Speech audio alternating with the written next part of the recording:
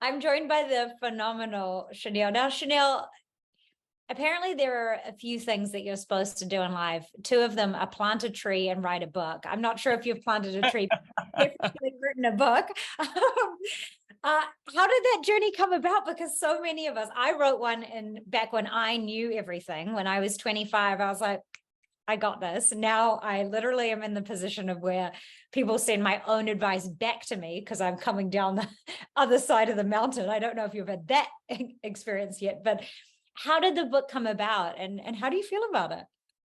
On planting trees, I grew up in Fiji, so we planted many trees. We had no option. I mean, we had a class called agriculture where all we did was plant trees. So that was incredible. Yeah. In terms So you've of, done both life goals then. You're done. I've succeeded. I could literally just lie in my grave now. Okay. But Please don't, but at least that's an option too. You can go, well, I did that. Great. the book was really not something I'd expected. It came Okay. around, at 22, you don't really expect to write a book, right? So I was in a meeting with my managers and I said, you know what, I want to do a podcast or I want to write a book. Mhm. And they said, you know what, you could do both. And I think that is an incredible part of having people around you that support you. Because if had my manager said, you know what, I don't think you're capable of writing a book, I would have gone, you know what, you're right. Instead, they supported me. We attending as my management. So they supported me. And then I was in a meeting with Alan and Anwen.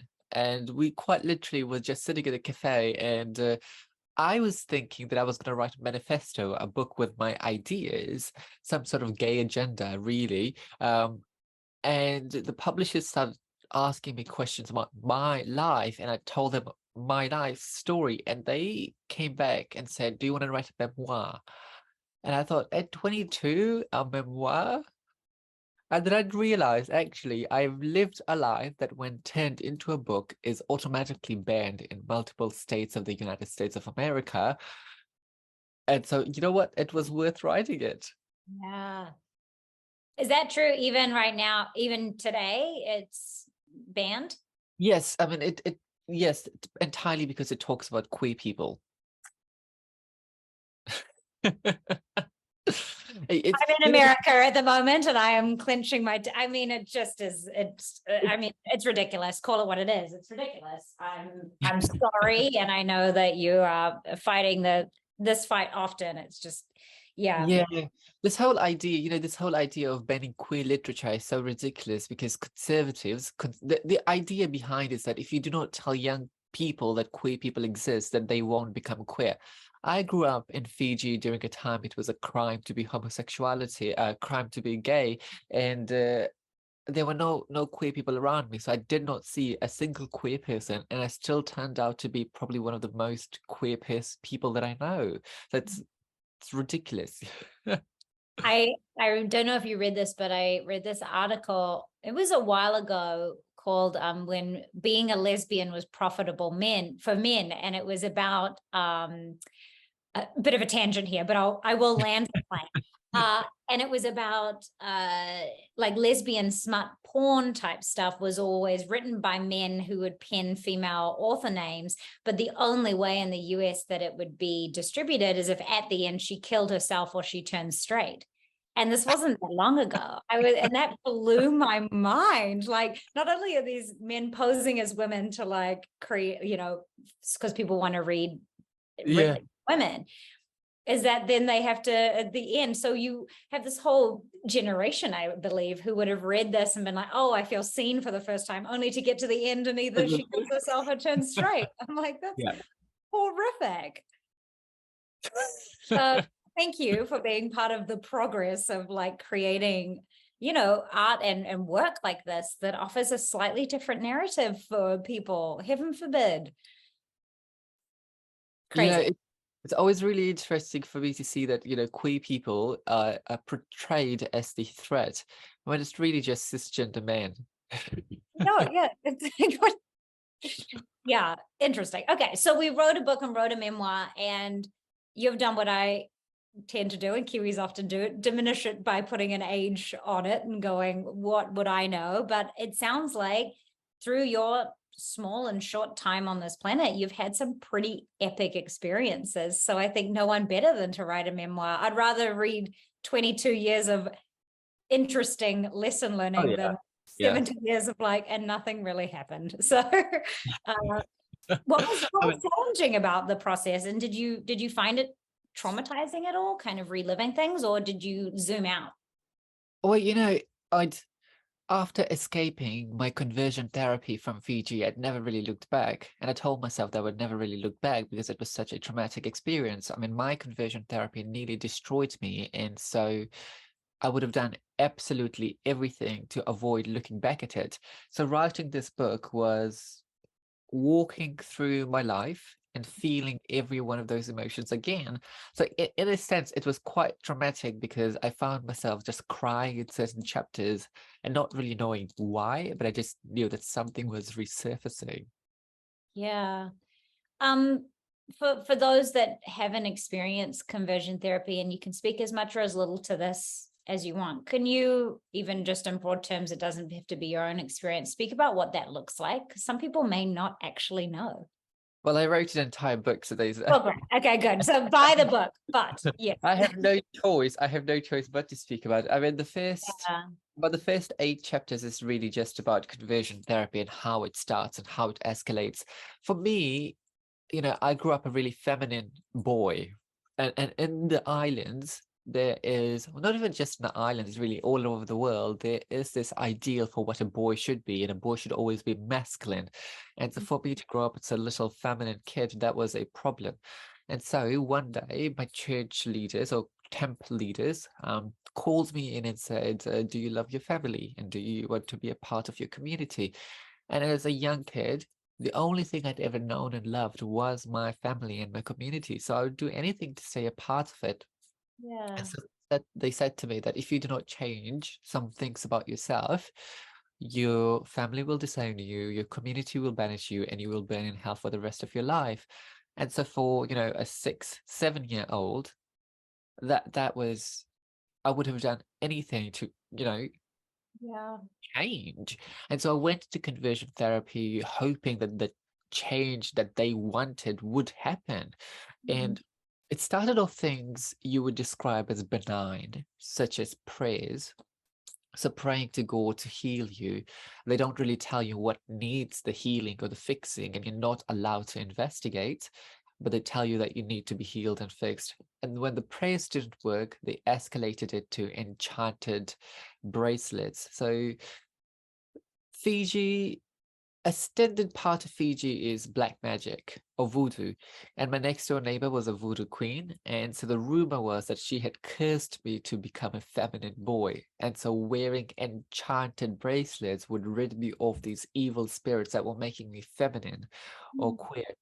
Note that throughout my conversion therapy, there is this hatred for being feminine. Mm. So it's the conversion. My conversion therapy wasn't inherent just homophobic. It was also So sexist. slightly, yeah, and ironic that we're giving you what I would don a female, like a sorry, not female, feminine relic Yeah, to almost, yeah, yeah. yeah. And then the enchanted bracelets, of course, didn't work. And then that was escalated to beatings and at one stage whippings. And I was about 9 years old when they were whipping me with this coarse rope.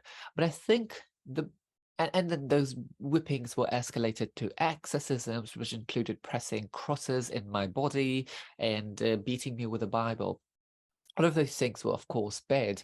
I think the thing that had the most profound impact on me was the evasion therapy, and that was I was told to wear rubber bands around my finger and snap myself every time I had a queer thought or feeling. You know, your queerness doesn't elicit pain. Snapping yourself with a rubber band does. So after multiple pairings of your queerness and snapping yourself with a rubber band, your queerness starts to elicit pain by itself. So accepting you're queer becomes a punishment itself. And I think that it rewired my brain into just eliciting pain and the thought of being queer. And the way that I undid it was by just having lots of intimate queer experiences. And I think the only thing that will properly undo it is just having more of those experiences. Yeah. And I wish that for you. Have the best experiences. Like that's yeah. I'm I'm sorry that that happened to you, and I'm sorry that that is a narrative of so many. That's not an experience I've had in my life, and I want to hold space for it because it's you don't deserve that. No one deserves that, and hopefully, with you coming and speaking about it, will help some people realize that that's a real thing. Because I've coasted through my life. I've not had that experience before, and I'm sorry that that happened to you. Well, you don't have to be sorry because had it not happened, I wouldn't have a book.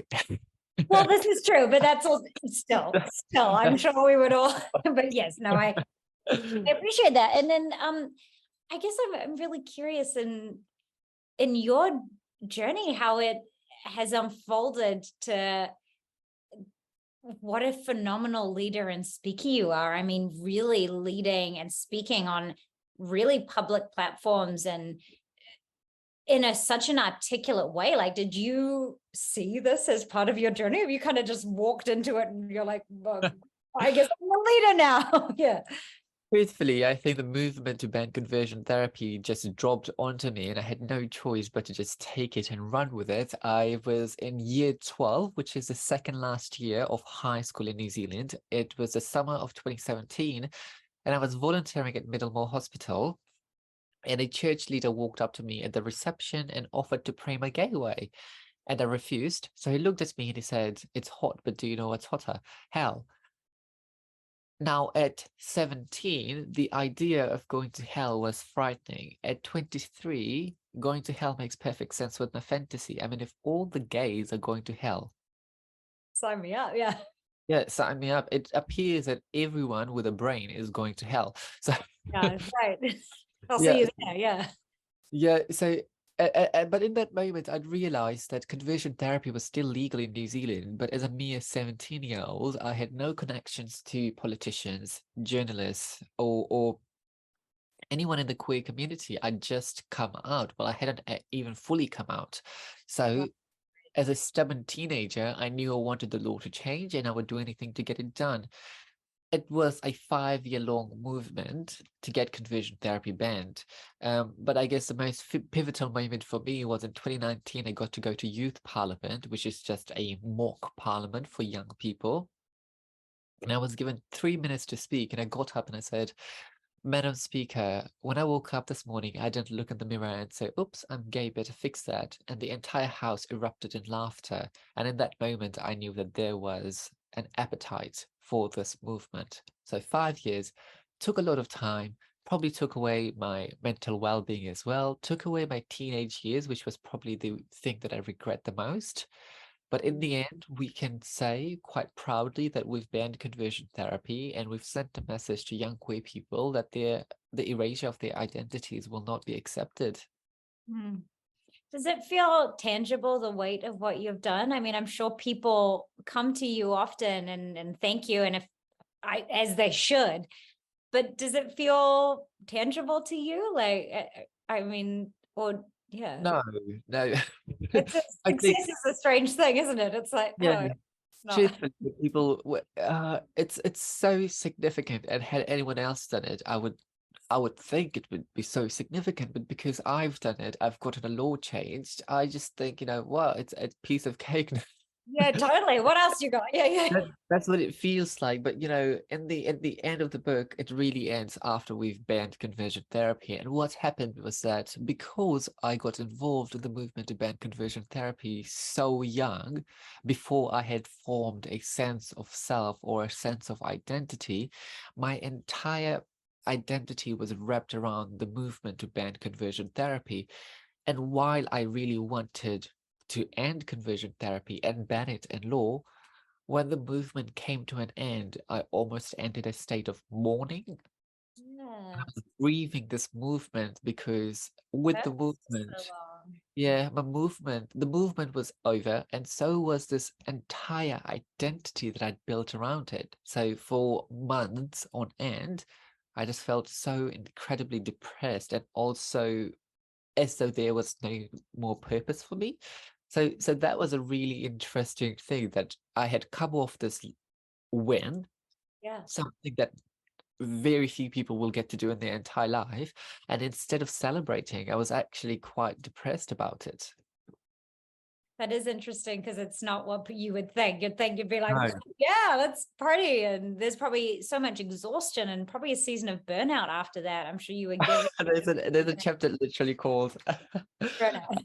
chapter 25 is called Burning Out. Yeah. Chapter 26 is called Burnt Out. Yeah, there you go. Sorry to say that I've walked to this dance before, but yeah, it's like it's I think a lot of people will relate to that sense of identity though. With COVID, a lot of people have had a life pivot, obviously in a different silo than you, but and feeling like your identity is tied to something and then it go away and you kind of like, Yeah. okay, who am Yeah. I now? And that's a very exciting question to ask at a young age because you have a little bit more hope and confidence to go, okay, what next? Yeah. What Yeah. does the Because next chapter look like for you? Like what do you want it to be? Have you found a real hunger for law change and politics? Or are you kind of like, get me away from that and now just well, truthfully, I have so many laws that I would like change. I would like greyhound racing banned in New Zealand. on that crusade? I would Yes. like to decriminalize cannabis. I would like to lower the voting age. There's so many things that I would like to do that have absolutely nothing to do with my queer identity. But I guess they're informed by me being queer in the sense that being queer has put me in positions. Well, not really being queer, people being homophobic and transphobic has put me in positions where I've had to fight for myself. So I've got this, I guess, natural, inherent um, attraction towards fighting for the underdog. So if you find a vulnerable group, I've got this innate desire to help. But I don't think that politics is really my only option, and possibly not something that I've actively considered. It is something that other people have projected onto me in the sense that people believe that I will become a politician. And it is likely that I might, but it's not something that I sit around and actively create a path towards. That being said, it is a decent career to go down if I wanted to change law. Equally, I could become a lawyer or an academic or a journalist. I think becoming a journalist is a very exciting idea. I love that for you. Yes, you should do. And you know what? You can do all of those things as Yeah. well. We're not bound by your one career choice forever. I I spoke to Chloe Swarbrick very early as I was doing this podcast, and I was surprised to know she had a similar thing where politics wasn't really what she wanted to do. It's just like no one else wanted to save this thing, this building that she was about, and so kind of got almost pulled in that way. And thank goodness she did. She's been phenomenal. But I see some parallels with you. It's like, well, this isn't what I was gunning for, but yet So here I am. Yeah. and truth be told, anyone who wants to become a politician, I believe that's enough reason to not allow them to become a politician. Just the power that I'm after. Yes. I don't know what kind of person or personality you need to have to think that Yes. becoming a politician is the right job for you. No, yes, you're so right. It's yes, it should be the people who are like, I just don't want to do it. Like, but you must do it, and that's the reason. Yes. You spoke and touched lightly on your own mental health, and if you're comfortable, I'd love to dive in of how you pulled yourself out of burnout or how you do cope with overwhelm. And I know your experience will be very unique, and I'm also projecting that you experienced overwhelm, but I imagine you do when you've kind of got, I'm sure many people who have walked a similar journey looking to you as role model, looking to you for answer. The idea of burnout and overwhelm is something that everyone can relate to in their own lives. Did you have any practices that were helpful and or hindering that we can all take away from? Oh God, I'm actually the most pathetic person to give advice on mental well-being because I have been absolutely rubbish at taking care of mine. And I think you don't really get into mindfulness and taking care of your well-being until, you know, your late 20s or early 30s, and then you realized, oh fuck, I should have started earlier. And the great thing, and equally the bad thing about me, is that I recognize I need to take care of my well-being. I just don't do it.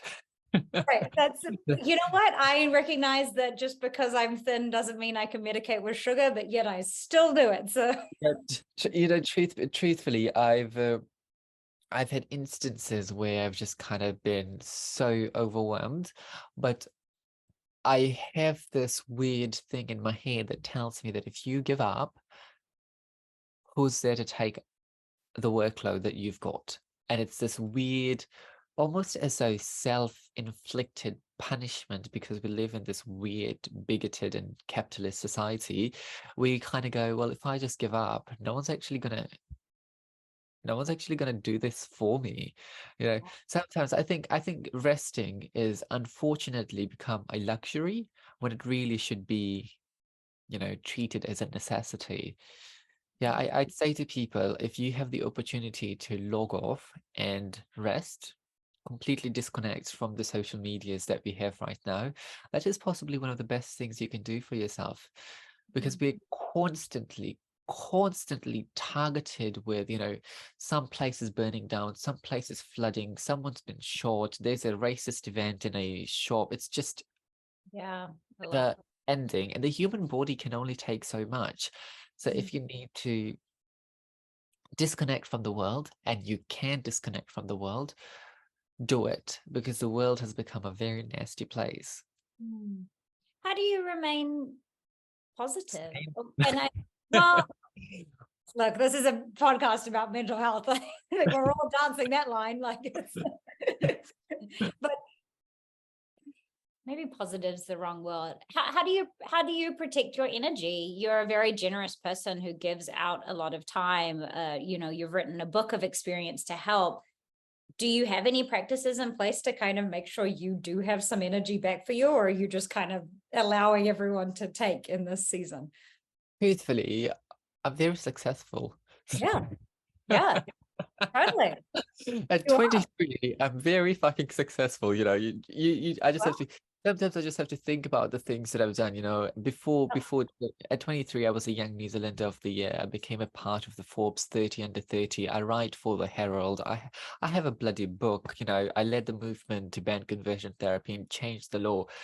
Very few people get to do any of those things in their entire life. And so I always think that, you know, there have been so many obstacles in my life, and so many people try to actively disrupt the yeah. trajectory of my life, and yet I'm going strong. So I say to people, you know what? If you put out into the world positivity, it will have a way to find you again. Beautiful. That's a beautiful idea. And I love you for that. The reason I'm catching my words is I think I block it coming back to me. That's one of my toxic traits, is that I keep strangling and keep fighting and don't allow it to find its Yeah. way back to me, because it doesn't look like how I think it might look. And so I've Sometimes it feels selfish, doesn't it? Sometimes it feels selfish to just be like, you know what, I deserve to be happy and I deserve to relax. And I've had this entire process of feeling productivity anxiety, and that's just that you feel anxiety because you're not being productive. So yeah. So when you lie down to rest, you're not actually resting, because the entire time you're thinking about what you could be producing or what else you could be doing, and that is the real evil. So I guess the way, so to be able to properly rest and allow happiness and joy to find you, is to just undo that guilt. Like, I felt that weird guilt of like, just something really nice has happened to me, and then immediately I think about, you know, someone else who doesn't have enough. yeah, There will always be someone who doesn't have yes. as much as you do, or someone who doesn't have enough. That doesn't mean you should deprive yourself of the basic joys of life, because if you can't take care of yourself, you're not gonna really take care of anybody else. So true. I say that, and then I'm gonna go punish myself. No, that's fine. We'll just cut that out. That's fine. He's got it. We're all figured out. Yeah, done. No, because guilt is an interesting one. I am a perfectionist and a hard worker, and you're right. I could also sit here in my 30s now and go, I've got a book. I'm very successful, but yeah, it comes with this like wave of, because I'm not where I want to be yet. There's more I can be doing. I'm a curious, hungry person, which I love about myself, but simultaneously causes me pain because I can't just sit there and watch TV without being like, you piece of shit. Yeah. You haven't done Yeah. enough. There's more you can be doing. Like, and it's like, oh my God. Funny story, somewhat funny story that which might be a little bit irrelevant is that when I was young, I used to listen to Pussycat Dolls and the song When I Grow Up. And and I would listen to that song and it would be like, oh, when I grow up, I'm gonna be like this star.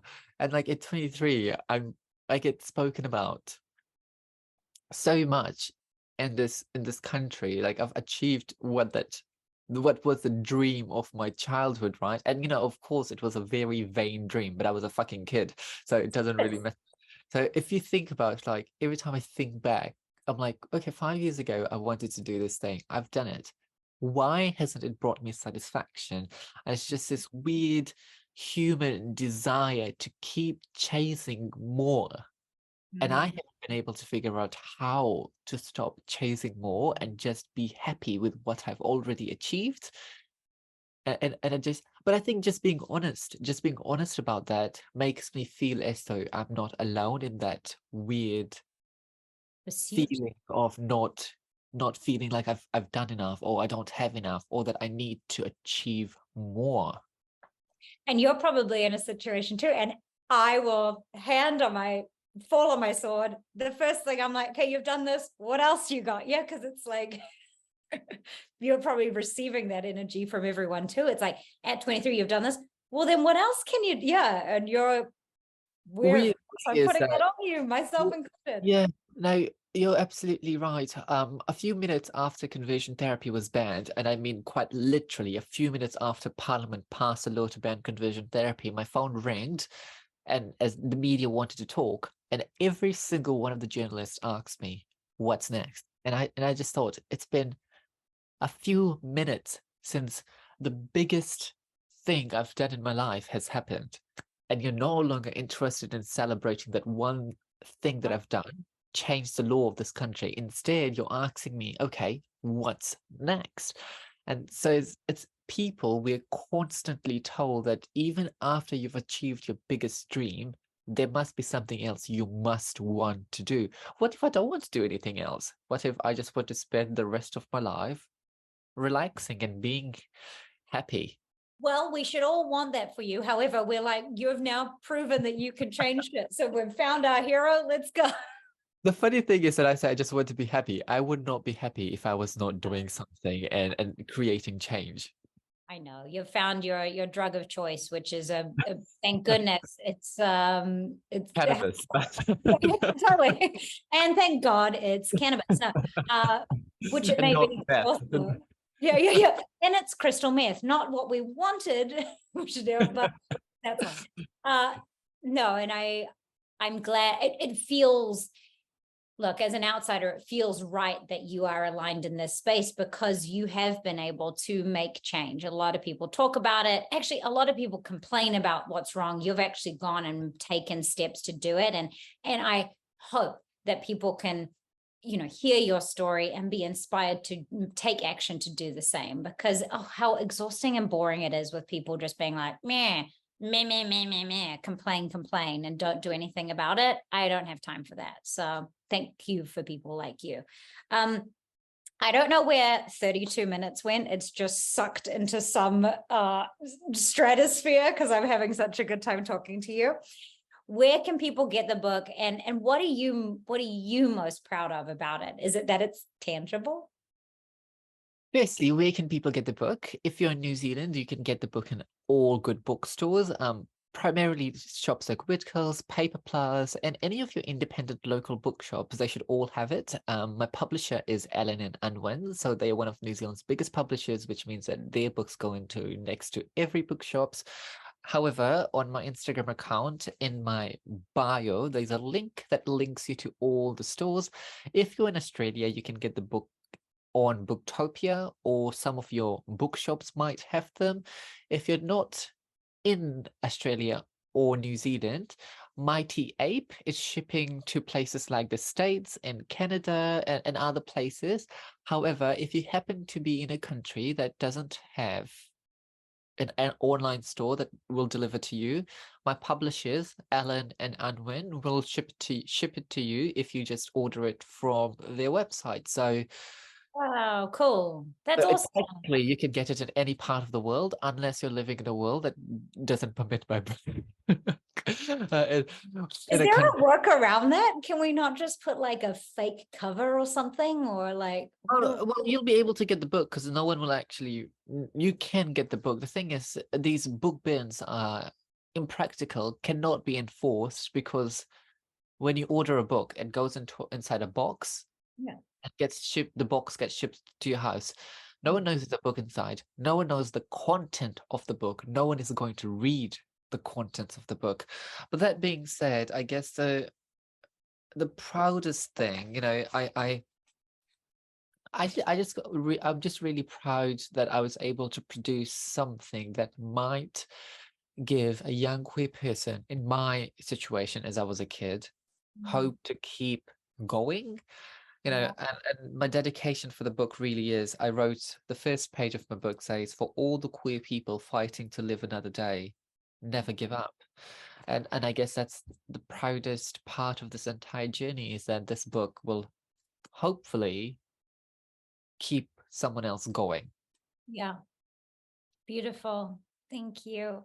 The last question I ask everyone on the podcast is, what does your brain look like? Is it a movie scene, a haunted house, a garden? Like, do you have a visual of Oh my what's God. So my brain is an intersection, a four-way intersection, and Yep. all the lights are red, and Okay. I'm one of the cars at an intersection. Yep. At any minute, all the lights are gonna go green. Right. And I don't know if I should go or if the other drivers are gonna go. We're all staring at each other, and then we all press the accelerator at the same time, and perhaps there will be an accident. Right. This is so visually different, but conceptually the same as my brain is like a woman looking at camera surrounded by bulging filing cabinets, and you've asked her to get something and she knows it's somewhere, Yeah. but it's just not I can quite. picture glasses, glasses. The head is actually quite bigger than everything Yep. else. I can visualize it.